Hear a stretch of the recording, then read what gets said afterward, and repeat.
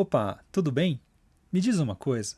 Antes de você publicar a sua música no streaming ou a música daquele artista para quem você está trabalhando, você dá aquela última conferida para ver se está tudo certinho, nada fora do lugar, para que quando alguém escute no tocador não tenha uma surpresa desagradável?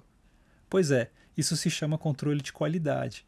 E existe um segmento do controle de qualidade que é muito específico e pertence à etapa da masterização. E é sobre isso que a gente vai falar hoje nesse vídeo. Bora lá? Para ajudar a gente nessa discussão sobre o controle de qualidade na masterização, ou melhor, a masterização como ferramenta, a última ferramenta de controle de qualidade no processo de produção musical, eu trouxe aqui um vídeo que foi feito pela PRS há algum tempo já, em que ela mostra justamente o controle de qualidade dela, o final ali, antes de ela colocar a guitarra no case. Vamos dar uma olhadinha nele e a gente vai discutindo ponto a ponto e eu vou fazer uma espécie de comparação, uma analogia entre os dois processos para ver se a gente tem alguma coisa semelhante. Vamos ver? Bring the rack in. The guitars should have the big horns faced out. That way the setup guy knows that it has not been checked yet. Olha só que interessante, ele já pega, faz aqui uma exigência de entrada ou uma demanda de admissão. As guitarras têm que estar numa posição, ela precisa estar posicionada de um jeito, né, com os chifres para fora, o chifre mais alto da guitarra. Isso pode ser comparado com uma exigência de entrada também que existe na masterização, que é algumas exigências, melhor falando.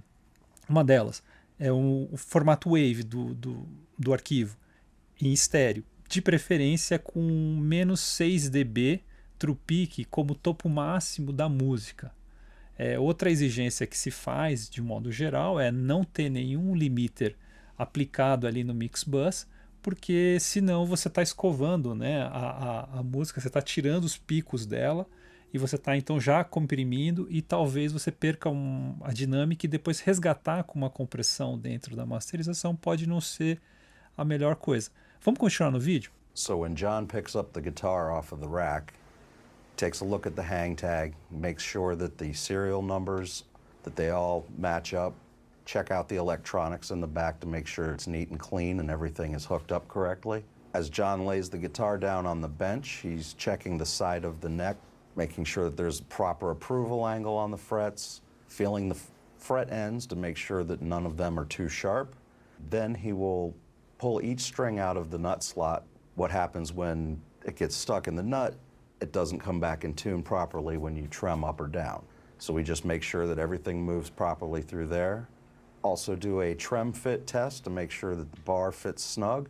The next step would be to check the fit and function of the knobs. He'll turn the knobs, make sure that they're not wobbly. Also check the switch, make sure that every position engages properly. And then at this point, I'll move on to tuning the guitar up to pitch. Now John will put his headphones on. We have the headphones plugged into a mixer so he can get a flat signal. Again, he'll check to make sure that it's in tune, check through all the pickup positions, make sure that all the electronics are working correctly, that there's no noise when he works the switch. At this point, John will put a capo on the neck and check the relief. If everything there is good, then we'll measure the first fret from the bottom of the string to the top of the fret. Once he checks the first fret height, he moves down to the 12th fret height. After the 12th fret height, we check the pickup heights. Once that has all been looked at, the next thing would be to check the intonation on all 6 strings.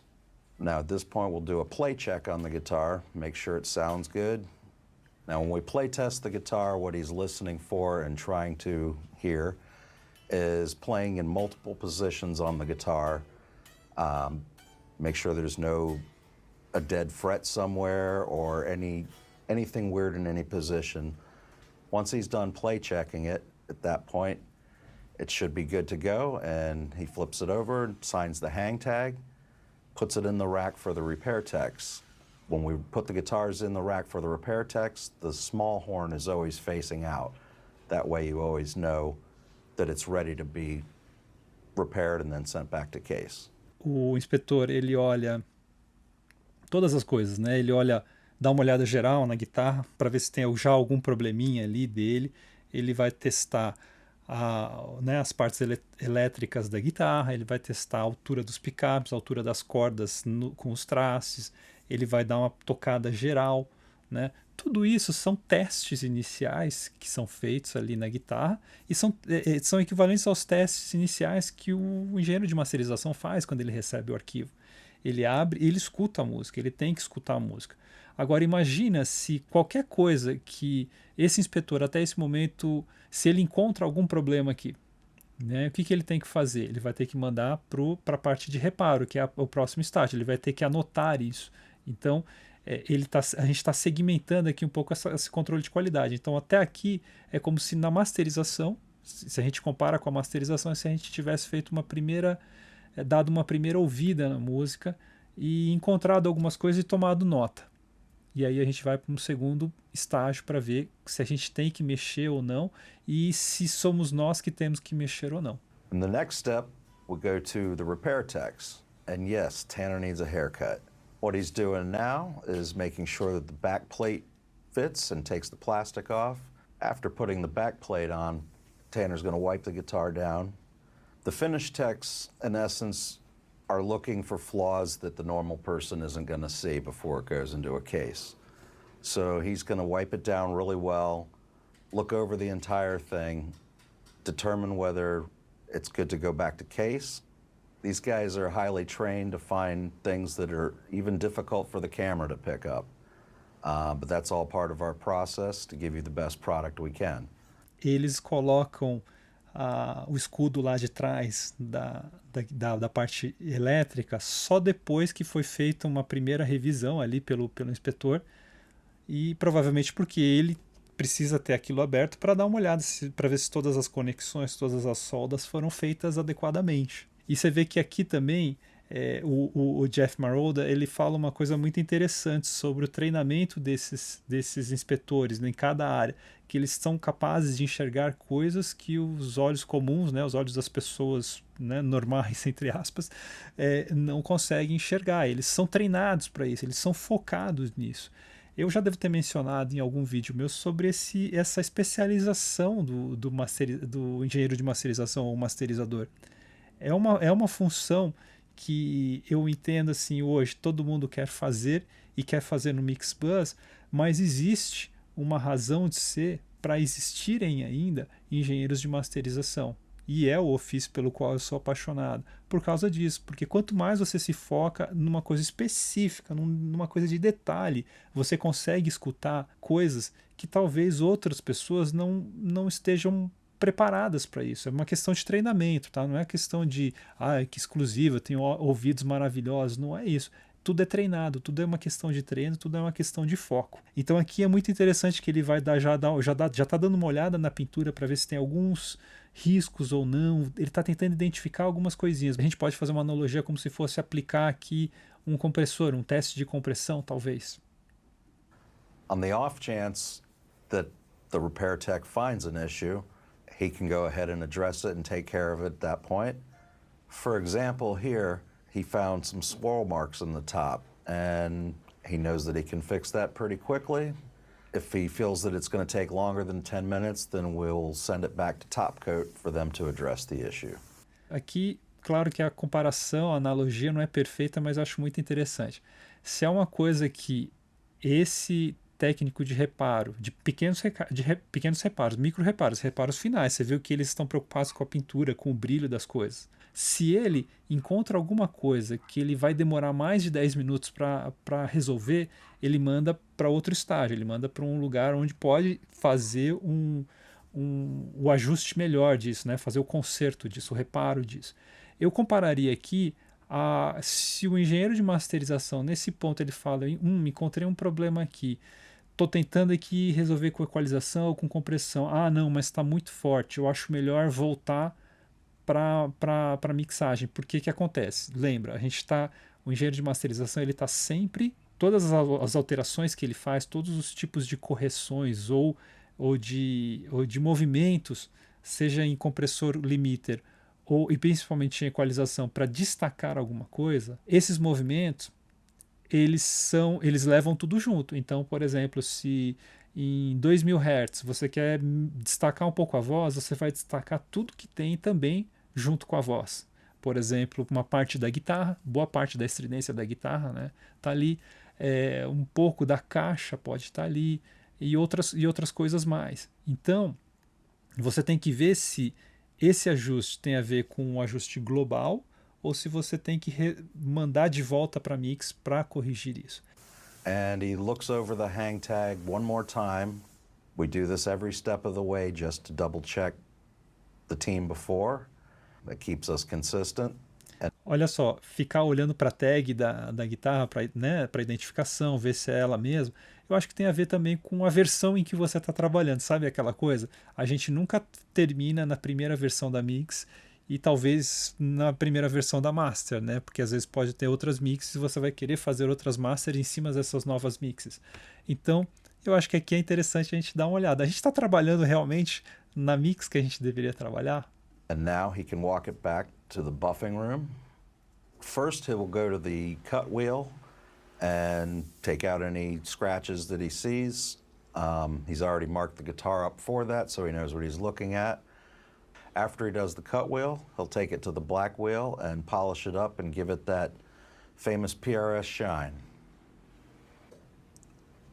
When he's done buffing, aqui ele foi fazer um polimento. Eu acho que masterizar pode ser visto também dessa maneira. A gente fala de colocar um último verniz, tem algumas expressões, né? Colocar um verniz sobre a música, dar aquele último polimento. Também tem uma expressão que acho que de língua inglesa, que é tirar os cobertores ou os lençóis de cima das caixas, né? Ou seja, para dar aquele brilho. Né? Eu acho que tem muito a ver essa comparação. he'll then take the guitar back to his bench, wipe it down, make sure he cleans any residual buffing compound or anything that was left behind when he buffed and polished it. Now, put a strap button on, and the reason why we wait till the end to put the strap button on is it makes it a lot easier to buff that section with no strap button on there. Esse pino, né, da correia, né, o suportezinho ali da correia, é uma das últimas coisas que eles colocam, justamente para poder fazer o polimento e aí depois fazer isso.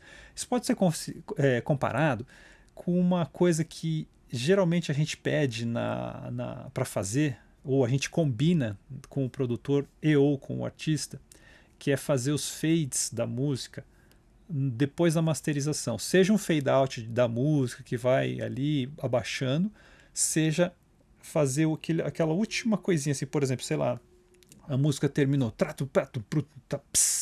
né? O prato fica ali suando um pouquinho, então a gente vai, quando ele terminou de soar, a gente vai lá e coloca um fadezinho, a gente dá uma baixada de volume rápida para fazer o quê?